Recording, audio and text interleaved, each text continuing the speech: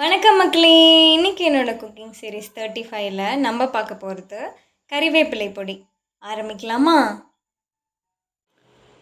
கடலப்பருப்பு, உளுத்தம்பருப்பு, கருப்புளுந்தும் எடுத்துக்கலாம், ஜீரகம், மிளகு, காரத்துக்கு ஏற்ற மாதிரி காஞ்ச மிளகாய், துவரம்பருப்பு, வேர்க்கடலை, அப்புறம் எள்ளு, பெருங்காயத்தூள், அப்புறம் கல்லுப்பு. கருவேப்பிலையை நல்லா அலசிட்டு ட்ரை பண்ணி எடுத்துக்கோங்க. இப்போ வடசட்டியில் நான் 2 கைப்பிடிக்கு மேலே எடுத்துருக்கேங்க. இந்த கருவேப்பிலையை நம்ம ரோஸ்ட் பண்ணி எடுத்துக்கலாம்.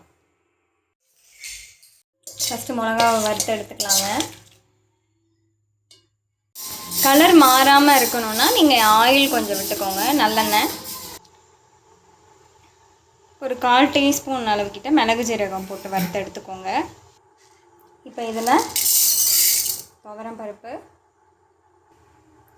1 ஸ்பூனு, கடலப்பருப்பு 2 ஸ்பூனு, உளுந்து 3 ஸ்பூனு போட்டுக்கோங்க. அடுத்து வேர்க்கடலையை வறுத்து எடுத்துக்கோங்க.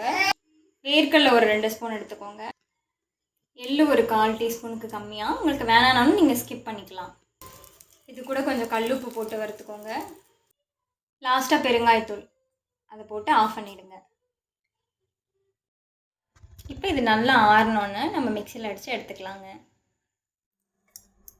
ரொம்ப ஈஸியான சிம்பிளான கருவேப்பிலை பொடி ரெடி ஆகிடுச்சுங்க. நீங்களும் செஞ்சு பார்த்துட்டு எப்படி இருக்குன்னு சொல்லுங்கள்.